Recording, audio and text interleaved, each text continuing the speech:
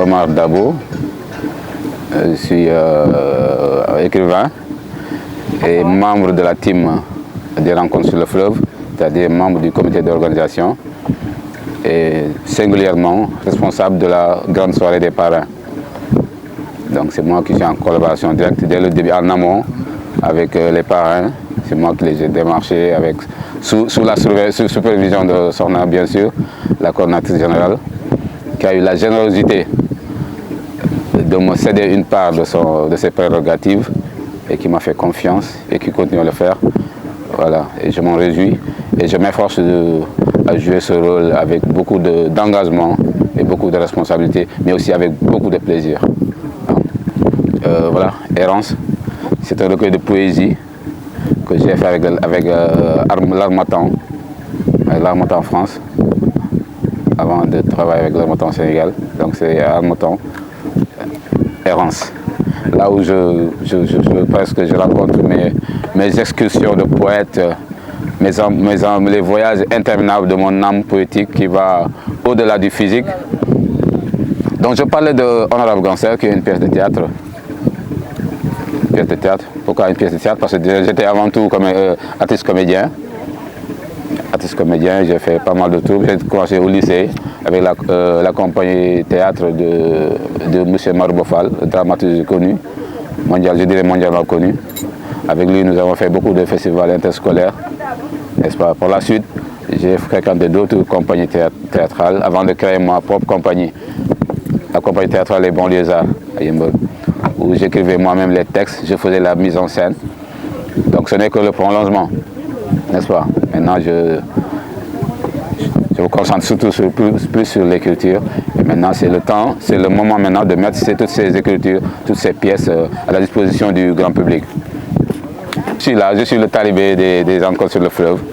Donc je m'efforce vraiment à faire en sorte que le projet marche bien et de faire en sorte aussi que tout participant se sente chez lui, que se sente concerné par ce programme. Parce que c'est un programme qui est là pour le bien-être des populations, et particulièrement des populations du riverain du fleuve. Parce que c'est des populations un peu laissées à eux-mêmes, dépourvues de tout, isolées de tout. Moi, je trouve que c'est tout simplement magique. Hein? Et si je ne m'abuse, c'est l'impression que c'est la lecture que j'ai eue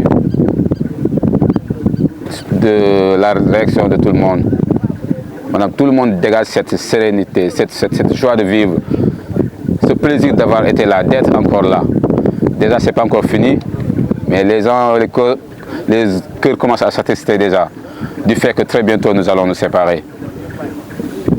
Parce que c'est un programme tellement enthousiaste, un programme à la fois artistique, mais aussi social. C'était d'abord l'occasion, le lieu de montrer les artistes qui sont un peu éloignés par rapport au fleuve, de faire découvrir aux populations du fleuve, que ce soit des artistes peintres ou des écrivains ou des artistes dans d'autres domaines. Mais aussi c'était l'occasion aussi de pousser ces artistes-là à aller à la rencontre d'autres peuples qui n'ont rien à voir avec ceux qui sont à Dakar.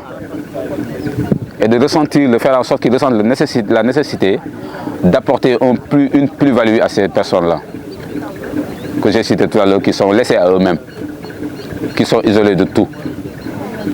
Donc c'est à la fois enthousiasmant, mais c'est aussi, disons, un acte de grâce, un acte divin, si je puis me permettre l'expression. Donc je ne pourrais que saluer vraiment le déroulement de cette rencontre, je touche du bois. Jusque-là, c'est très bien passé. Tout le monde s'y retrouve, que ce soit les participants, que ce soit nous les organisateurs, que ce soit encore plus les populations concernées. Mais je saluerai aussi l'implication, vraiment l'accaparement du projet qu'a fait cette belle délégation de Diourbel. Je rappelle que la ville de Diourbel est la ville invitée d'honneur de cette édition. Ils ne sont pas venus en simple invité, non, ils ont mis la main à la pâte. Ils se sont accaparés du projet et ils l'ont démontré quotidiennement. Ils nous ont fait découvrir les belles choses de Diourbel, allant de la gastronomie à d'autres volets artistiques. Vous avez goûté au Ngourban? Oui. C'était super. Moi j'ai adoré. Et que dire du was qu'ils nous font goûter quotidiennement chaque matin? Hein? Et le café Touba magique. Vraiment c'était formidable. Moi j'ai apprécié en tout cas. Et j'espère aussi que vous avez apprécié. Et nous avons offert aussi un parrain extraordinaire. Monsieur Sidi Guissé Diop, qui est un entrepreneur vraiment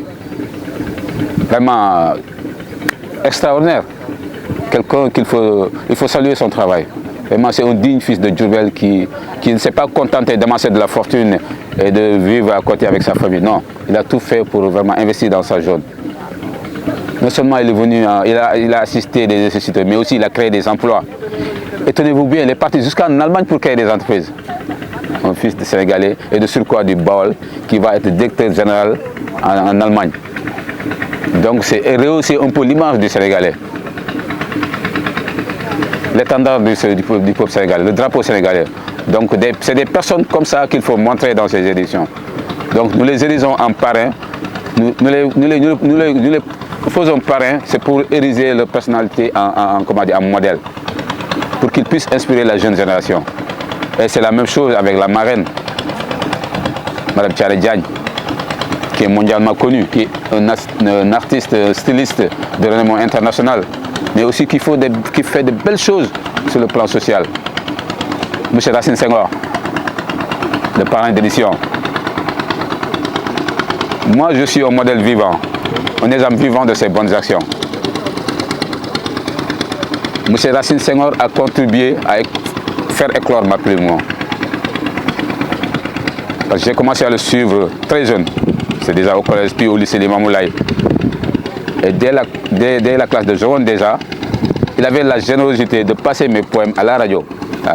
À l'époque, c'était la radio chaîne internationale, la radio Sénégal. C'était la seule qui disait. Mais, bon, un petit banlieusard inconnu, même dans son lycée, qui lui envoie des textes, mais il trouvait la générosité de mes sœurs.